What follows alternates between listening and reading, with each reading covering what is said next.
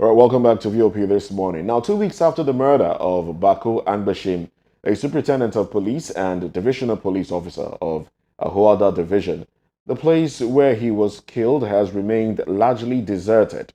Now, Angbashim, a gallant police DPO, was killed and his head and some private parts cut off in Odiemudie in Ahoada East local government area of Rivers State by cultists terrorizing Ahoada communities.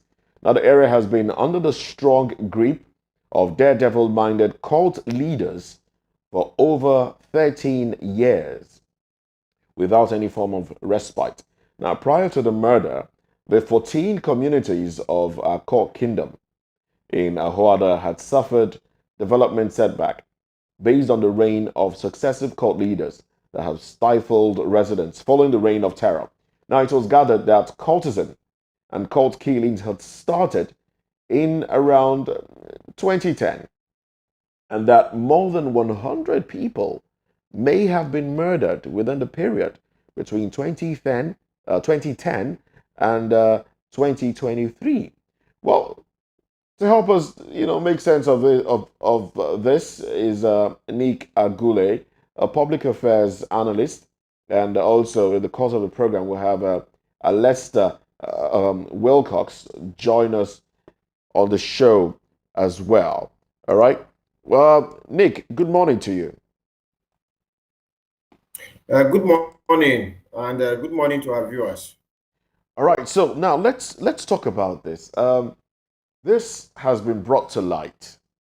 First off, when you heard about the killings and beheading of a superintendent of the Nigerian police force, how did that make you feel?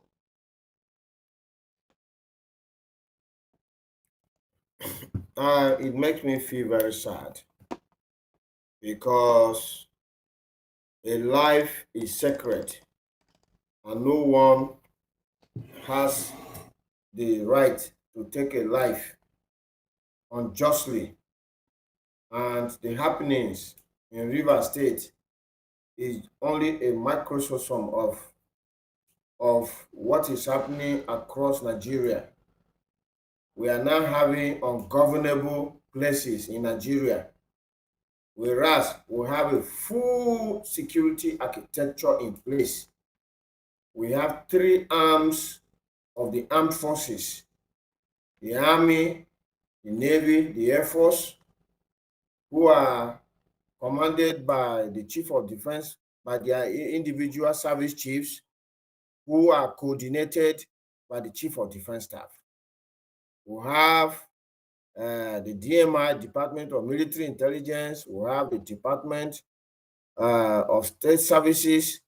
We have Defense Intelligence Agency. We have we have the Nigerian Police. We have the Civil Defense. And then we have other arms-bearing security agencies like the Customs. All this security architecture is intact, is in place. And yet, there are ungovernable places in Nigeria where bandits, terrorists, kidnappers, cultists take over a place, and this security architecture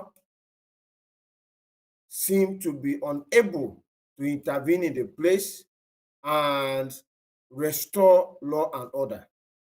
And for me, it worries me because, you see, we live in a global information age now. And what has happened in Rivers, and as is happening elsewhere in Nigeria, is in the media. And globally, people are looking at this. And our president has been junketing around the world in the name of attracting investors. Which investors are we going to attract when a simple Google search of Nigeria security or insecurity we throw up issues like the beheading of a police commander, a DPO, kidnapping of NYC members, shooting down of a military helicopter, kidnapping and for ransom of people here. Boko Haram, even yesterday, it was in the news, they killed civilians and the army that were escorting them. And you think those investors are going to come here? They're not going to come here. So, Mr. President needs to step up the game.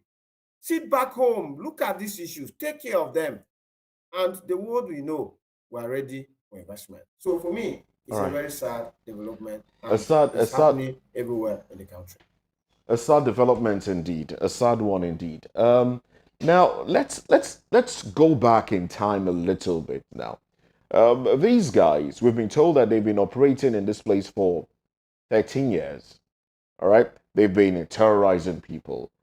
Uh, I looked it up, and then I saw that what we have in Ahoada is Rivers State University off campus. There's an off campus there. You know, the issue of cultism, that tag is what I'm trying to get now. The tag cultism. What do we understand by cultists? Aren't they students in school that come together to, do whatever it is that they do now? But are they not related to schools? Why do we have a situation whereby we now have cultists in communities that are not exactly in school? These are not even students. What do you make of that? Or is that just a comfortable tag because we have unknown gunmen? We used to have the militants, and then we now we are having cultists. We have bandits, and now cultists. Is that just a tag, Nick? Well, I think cultism, in a generic sense, will be a group of people who have formed themselves into a nefarious gang, usually not for good purposes or intentions. And in my own opinion, is not strictly related to education institutions Okay. and for students. All right then. It is in any society. Okay. All right then. Now let's Sorry? let's let's let's backtrack now. 13 years. That takes us back to about Yeah. 2010. 2010. We do recall that we've had governors in Rivers State. We've had Celestine Omehia. He took over from uh, Peter Odili in the States the same year. And that was in 2007. And then we've gone from 2007 to um, Amechi, all right, in 2015. Now, how is it that these activities of the activities of these cultists were not treated, nipped in the bud before it got to this time, 2023, for something that started in 2010? I think the politicians are culpable. In most of these incidents, the politicians are culpable because they either form these courts themselves or they work with existing courts during electioneering campaigns. So they use these boys to terrorize the citizenry for their own nefarious intentions in rigging elections, in creating an atmosphere of fear so that people don't come out to vote, or if they come out to vote, the fear of the court will make them to vote for a particular politician. So the politicians are actually very culpable. They are involved in the funding, in the army, and in the organization of these groups, most of them courts. And when elections are over and they take office, because these courts helped them in the process of the election rigging, they are unable to come after them in the way that it is expected to be, you know. So that is why successively you have governors in Rivers State. Three of them have spent 8 years each already now. Like you rightly say, Peter Odili spent 8 years, Rotimi Amechi spent 8 years, and Okay. Wike just spent 8 years without arresting these issues. But again, there is another conundrum in Nigeria where the governor is called the chief security officer of a state. Yet, he's not the one that commands the security apparatus in that state. The command of those security apparatus is coming from the center here in Abuja under the president. And the president, who commands all the armed forces, the police, all of those security agencies and intelligence agencies that I mentioned earlier, is the one that should stand up and defend Nigerians. You see, he placed his hand on the constitution and said, I will defend the constitution of Nigeria. And the constitution of Nigeria guarantees us the right to life. And as it is always said, the twin objective of any government at any level is the welfare and security of the people. So if the president, who is the commander-in-chief, stands up and reads the riot act to the security agencies and say, go to that community in Ahoda, clear those courts, otherwise you are leaving office, I can assure you that the military, the police, and all other paramilitary agencies will mobilize to Ahoda, will comb Ahoda door to door, forest to forest, and everything will be cleared. And that is the same way they can deal with all sorts of criminalities and insecurity across the nation. But that courage to do that is not coming. And that takes us back to the question of state police. You know, policing globally is very local. It's very difficult to see a federal police as we see in Nigeria. You know, in all the developed countries, they have policing at the local level, policing at the state level, policing at the local government level. You even have policing at institutional level, like universities have their police. You know, like you go to the UK, even the British transport system has their police. So there's police for the railway, you know, there all sorts of policing here and there, you know. So in UK, a small country that is just like 25% the size of Nigeria, and the population is probably just like 30-35% of Nigeria, they have 42 police forces. You know, we hear about the fear people express that, oh, if you hand over policing to the governors, that the governors are going to abuse it. Yes, that's a possibility, but it's not all governors that will abuse it. So why not hand over? And then governors that try to abuse the policing in their state, the federal police then moves in. So like in US, for instance, you have the FBI, you know. So they are the federal police, for instance. They go into any state and deal with the matter. And if a commissioner of police of a state police, state-owned police, is a rogue, then the federal police in Nigeria will move in and arrest him and deal with him. Otherwise, we're going to be having this kind of issues year in, year out, and there will be no resolution. And lives, precious lives of Nigerians are being lost. All right, precious lives being lost indeed. Now, it's worrisome that 100 people feared killed by these cultists, but it only came to light when the police officer was killed. What does that tell you as to why is that so? Is it because we don't value lives, or because the community members of that community were too afraid to let their to report these cases, because that's one of the things stated? Or is it that Nigerians don't really value lives and this is only out because it involves a police officer? I think both reasons play out here, both reasons. Life has become very cheap in Nigeria, absolutely very cheap. You will see situations where life has been taken and people just move on. Or people just say, hey, yeah, people just say, oh, may their soul rest in peace, and we just move on. Whereas elsewhere, a single life is taken and you see the police moving and they investigate that thing until you make sure that if there is any culpability that they deal with it. Let me tell you one thing. In the UK, for instance, anybody that dies, whether you die in the hospital or you die at home or die in an accident, anybody that dies, you must obtain a death certificate for that person before you bury the person. And in the process of obtaining the death certificate, the police are going to look at the prima facie case, whether there could be suspicions about the person's death.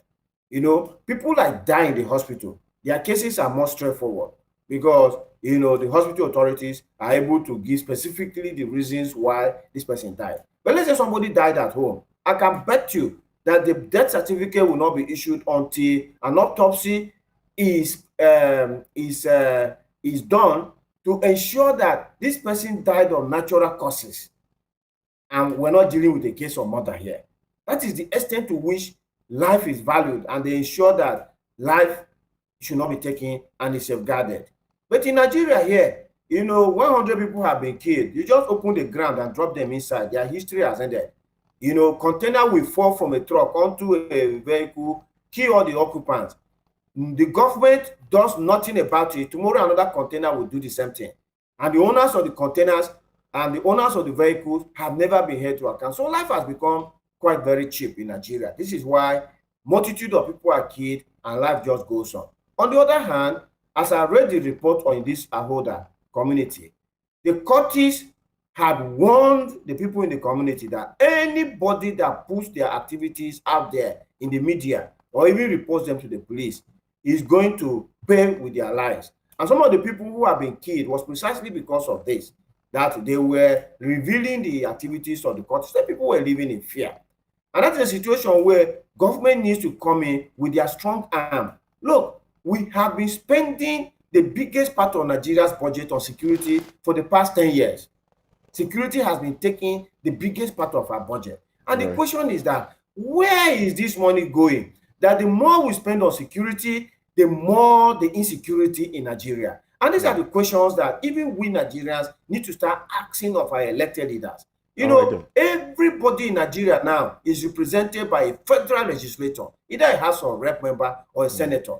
mm, How are we asking them questions? The constitution gives them the power to even put pressure on the president and impeach him. So mm, democracy only works if the citizens are participating in what mm. is in what they are getting All right, out but of the deal in this in this case now, democracy. And Nigerians need to stand up for in that. this case now, the citizens have been too afraid to participate. They've been too afraid to put out, to tell Nigerians what they've been going through.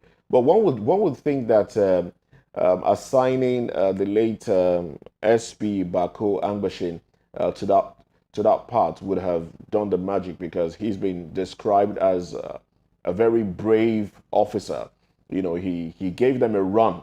He gave the cultists a run for it, and the reports we gathered was that he was lured to come on the day that he was killed. Now the issue is the governor, Siminalayi Fubara, has placed a bounty on the head of the leader of the cult group, Gifts Okbara, better known as Tubaba. Now, 100 million naira bounty has been placed on his head. Some would say, why didn't you just fortify the police force with that money? But anyway, that has been done. I would like you to touch on that. And also, the governor has also sacked the community leader. I think the community leader has been asked to vacate. That's Eze Cassidy Ikegbidi. He's been suspended because he could not do anything. He basically allowed the cultists to run free. What do you make of these two decisions? Are these ways to handle it? Yes, I'm happy that the governor of Rivers State, Mr. Fubara, is taking action in this regard. First and foremost, what he has done in terms of suspending the traditional ruler of that community is what we need in Nigeria at all levels. People need to be held to account for their actions. You see, when Nigerian youth are jackpying from Nigeria to go elsewhere, where they are going to, the reason why those places are functioning is because people are being held to account for their actions.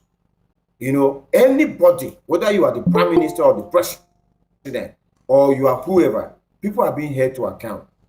So this traditional ruler, there is no way in their community they will not know who these cultists are. They know them because they are living in those communities, you know. And so if there is any form of complicity between the traditional institution in that place and the cultists, let this traditional ruler pay for it. Let him be held to account for it. So that's a good step.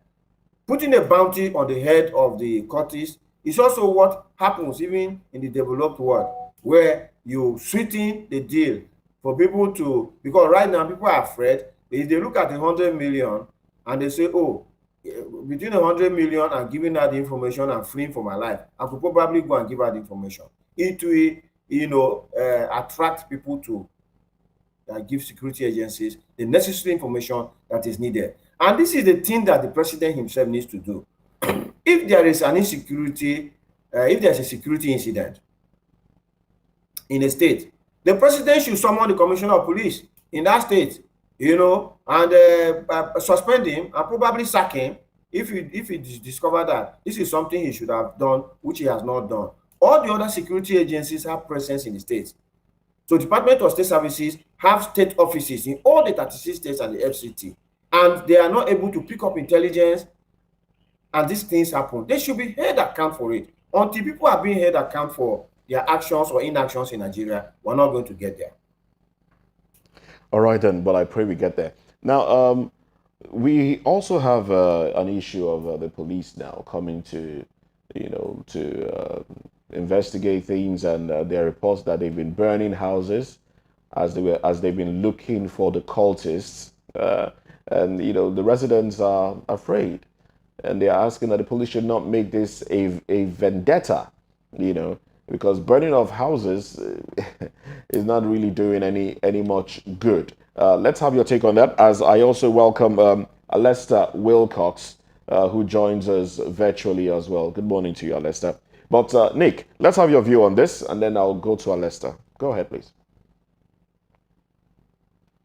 The approach of the police is wrong, is condemnable, and it is more or less like jungle justice. The police should know that this is a community that is already traumatized because they have been terrorized for a long time. 10 years or more is a very long time. So when the police come in, the police duty should be to restore law and order and restore the confidence of these members of the community that the government of Nigeria is behind them and is ready to protect them. And it's not about coming to start burning houses on the suspicion that these houses belong to the cultists. The houses may as well belong to the cultists, or they also may be houses of innocent victims. That is why the process of investigation is what sees the innocent from the culpable. And that process, as painstaking as it is what needs to happen. I mean, we have these incidents all over Nigeria where there is an insecurity incident, and especially if it involves a member of the security agencies, that they are going to come in with this kind of jungle justice, kill people randomly, burn the place, which rather aggravates the situation instead of helping it. So if the Inspector General of Police is listening to us, or his handlers, or this program gets to them, let them know that Nigeria is not a banana republic. We're a democracy. And the police first should be, the security agencies first should be able to prevent something like this from happening. But in case it happens, as in this case, then let them carry out investigation painstakingly, so that they will ensure that those who are innocent are let free and those who are guilty are the ones who are held to account. All right, thank you very much, Nika Gule. Let me quickly come to Alesta Wilcox. Good morning once again. Now, Alesta, I'd like you to give me an overview because I do understand that you are from Rivers State. So you probably will have first-hand information of what has been going on in Ahoada. So can you please give us an overview? Yeah, thank you for having me. It's my pleasure. I hope you can hear me clearly. Clearly, indeed. Thank you very much. Well, fortunately, I am by birth from Rivers State, but I've lived all my life for greater part of my life now in Lagos. So I see myself as more of a Nigerian citizen from Rivers State. But being my state of origin, it saddens me as to what is happening in Rivers State. Since 2003, I must be very, very honest with you. Since 2003, the incidents of violence and cultism has taken foothold of that state. Well, it all stems from the time of Peter Odili as governor. Whatever may be the political perspective as to why persons were propped up, used for political reasons in order to win elections and all what, and that continued to aggravate. Not that culture does not exist in Rivers State before. It exists in universities. Of course, I attended the University of Port Harcourt. It exists in the universities and campuses, and it was just taking maybe the normal school thing. But when it now spread to the town and you have different groups, different cult groups holding sway, holding territories. Remember what happened in 2007 when Governor Omehia was governor of Rivers State? Yes. When yes. Port Harcourt was virtually shut down and it was a war. I was shocked at the level of arms and ammunition and the level of Fifth Columnist Army in name of cultism that was holding sway in Port Harcourt. Because there was a time in Port Harcourt that people cannot, after 6 o'clock, can't come out of Port Harcourt. That's where I grew up. You can't come out. Nightlife was totally gone, and businesses were shutting down. It took the intervention of Rotimi Amechi when I was governor to restore some normalcy and some into the system. But since then, one would have thought that the incidence of cultism has gone down. But every day, what we see is an improved version. Remember when the Osisi Kanko saga took place, and what happened? And that same area, the same upland Ahoda area that it happened. And I'm shocked that it would be hard that for 10 years a community was held down. I'm from a community in Rivers State, and I could have imagined that for 10 years a community was held down, and people knew these people. Just like my colleague, I just heard him say, what is the work of the security agencies? Sincerely, it beats my imagination. Do you think they're being overpowered? Of the security agencies. Do you think they are being overpowered? Do you think they are being overpowered? They are not being overpowered. They are simply not doing the work. Because you cannot be in a location and you know the people that are causing problems. You know this man. You know him clearly. He's on your radar. And you've not taken him out all this while. Either arrest or through whatever means. You've not. And it's festered. And now you now have to declare him wanted and place a bounty. Are you just realizing who he was? And then there is a king. Now the Rivers State governor suspended the king.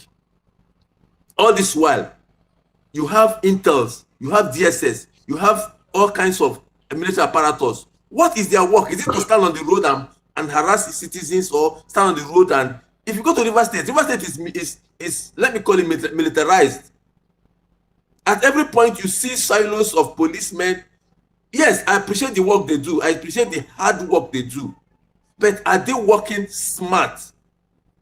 Please pardon me for just because it hurts me very, very deeply that you will say that a community has been under siege for 10 years and the people are just there, maybe paying tax, and these are the same people that will be talking about Boko Haram in the north. These are the same people that will be talking about Boko Haram in the north, and yet their own domain. It grieves my heart this Monday morning because I'm from Rivers State, and I know, and I can imagine what the people have before for there to be a confrontation that will kill a DPO. That means they have intel about this set of groups. And it's not just there. If you go to Geo area of Port Harcourt, there is cultism. And this is the same thing that dovetails to kidnapping. That's why kidnapping has not ended in Rivers State. And unfortunately, the press is not giving too much publicity about what happened in Rivers State. We are busy talking about what happened in the north. Oh, Okay. if they made the kidnapping in Kaduna, it will all right. treat the whole world. Now, let If me. they kid- It will be unfair to make it seem like the police has not been doing anything, but because what we have, the information we have is that the leadership of this particular cult group has changed over time. When they started, they had one General Igbudu as a leader. I mean, we understand that he was, I think he died. He died in trying to kidnap some people on the highway. And then there was another General High Tension who was arrested before the emergence of General Tubaba. So the police arrested one of these guys, I think High Tension or Igbudu, and the other one died in an auto crash trying to kidnap some people. So the police have done something. Maybe not enough, but they have done something. Now, as we make to wrap this up now, what do you say to the burning of houses by the police in their search for the cultists? Now, I don't know if you saw the video. There was also a video done by these guys, that the cultists, where their faces were shown. So it wasn't like they had masks on or they were hiding their identity. There was a video that they did. I don't know if you saw it, but I did. So let's wrap this up, and then I'll come back to Nick as well to take his closing shot on this. Go ahead, please. The police has always used an unconventional tactics each time there is a crisis of this nature. If we have seen it happen all over the place, and that's because there is little or no respect for human rights, and there is no accountability. Well, like I said, I appreciate the hard work the police does. I will not be in a place to condemn the police. Mm-hmm. They might be doing their best, but sincerely, they are not working smart. Because if you are working smart, as it's supposed to be, as we see in other crimes, it is a matter of not physical, more of intelligence and non-compromise. And it's maybe because there's a lot of political angle to these things. Mm-hmm. Politicians are the ones that protect this, because it is politicians that feather them, and because they always need them. The Rivers elections has always been very, very violent, and you need all the kinds of support from groups that you can. So that will be the handicap of the police. And you see, we have come to a point when what do you call it now? When sensibility will have to reign.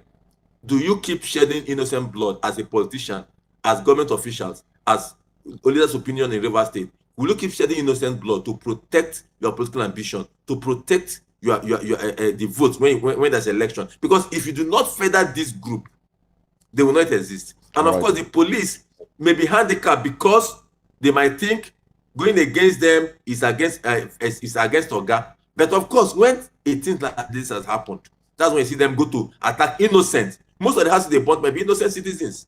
And if a community has been held down for 10 years, the people are already traumatized because they cannot help themselves. That is why they are not able to do anything. If they can help themselves, they will help themselves. They would have done so. For you to go and aggravate that problem by burning down their houses, I think it is unconventional, and I think it should be checked. So the police is doing their job, but it is for me that people, even if you have arrested one, what do you do with that one you have arrested?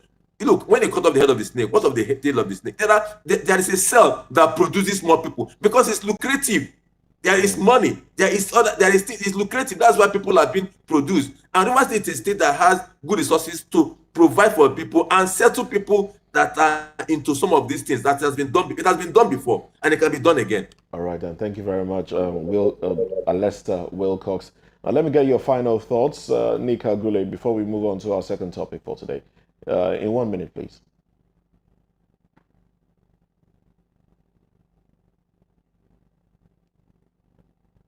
Hello, Nick. All right, then. Well, okay. Can you hear me? Yes, I can hear you now. Okay, so I'm saying the primary purpose of government is to provide welfare and security to the people. And this must be at the back of our leaders at all levels, at all times. And life must be sacred in Nigeria. We have shed too much blood. Time to stop. All right, time to stop indeed. Too much blood has been shed on the soil of Nigeria. All right, gentlemen, I'd like you to stay with me as we go on our second topic for this morning.